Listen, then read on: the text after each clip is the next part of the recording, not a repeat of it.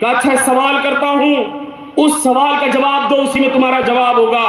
کہا سوال کیا ہے؟ کہا تم نے کبھی گناہ کرنے پر قدرت تھی اور تم نے اللہ کے خوف سے گناہ نہ کیا ہو؟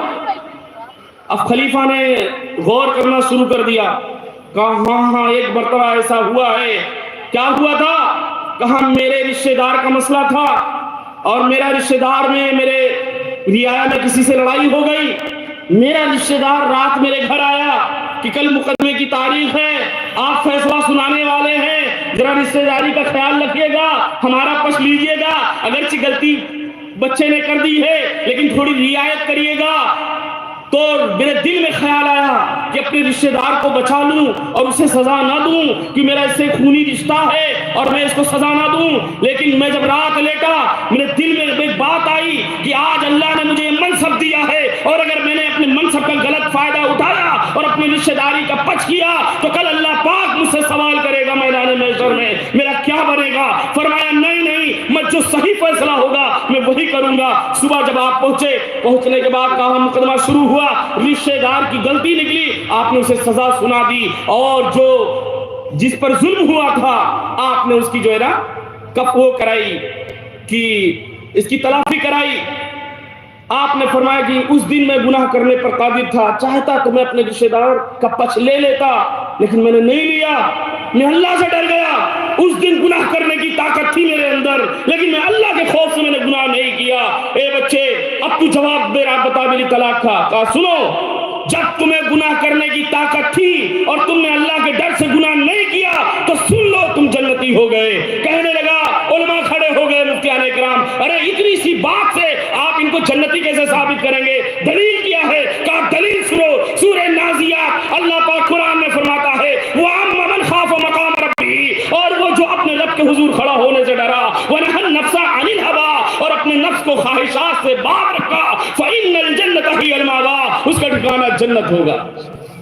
آپ نے قرآن کی آیت پڑھی سورہ نازیات کی کہ وَأَمَّا مَنْ خَافَ مَقَامَ رَبِّهِ، اور وہ جو اپنے رب کے حضور کھڑا ہونے سے ڈرا، وَنَهَى النَّفْسَ عَنِ الْهَوَىٰ، اور اپنے خواہشات کو، اپنی منمانی کو روکے رکھا اللہ کے ڈر سے، تو کیا فرماتا قرآن؟ فَإِنَّ الْجَنَّةَ هِيَ الْمَأْوَىٰ، اس کا ٹھکانہ جنت ہے۔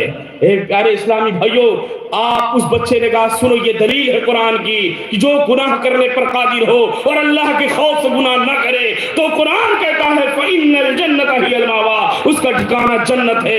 اس لیے خلیفہ تم گناہ کرنے پر قادر تھے اور اللہ کے خوف سے تم نے گناہ نہ کیا، تمہاری طلاق بچ گئی۔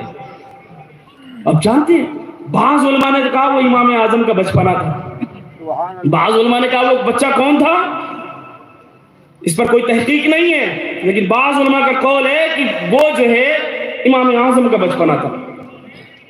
کیوں؟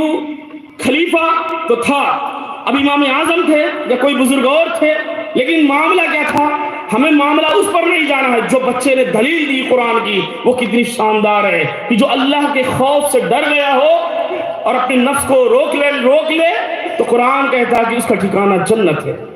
اب بتائیں ڈرنے والوں کے بھلے ہیں کہ نہیں ہیں؟ جو اللہ سے ڈر گیا اسی کا بیڑا پار ہو گیا۔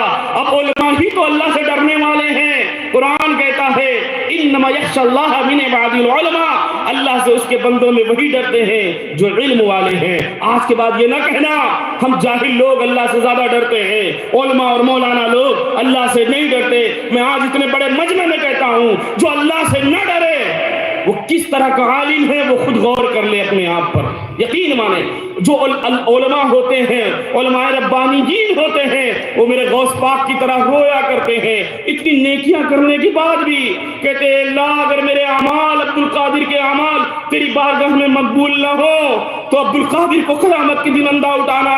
اے میرے غوث پاک آپ کی شان تو وہ ہے کہ پہلے ہی دن درسگاہ میں پہنچے، استاد نے اعوذ باللہ اور بسم اللہ پڑھائی، 18 پارہ پہلے ہی سبق میں سنا دیا۔ استاد نے کہا اور پڑھو، کہا نہیں میری ماں کو بس اتنا ہی یاد تھا، میں نے یہ حفظ اپنی ماں کے پیٹ میں کر لیا تھا۔ جن کی شان یہ ہو جو پیدا ہوں تو اللہ کا ذکر کرتے ہوئے پیدا ہوں، جو پیدا ہوں تو روزہ رکھ لیں، جب مکتب پہنچے تو ہاتف غیبی سے آواز آئے کہ اللہ کے محبوب بندے کو جگہ دے دو۔ بچے مدرسے میں کھسک جاتے اور غوث پاک شیخ عبد القادر جیلانی پڑھنے کے لیے بیٹھ جاتے۔ نبوی مینا علوی فضل بطولی گلشن حسنی پھول حسینی ہے مہک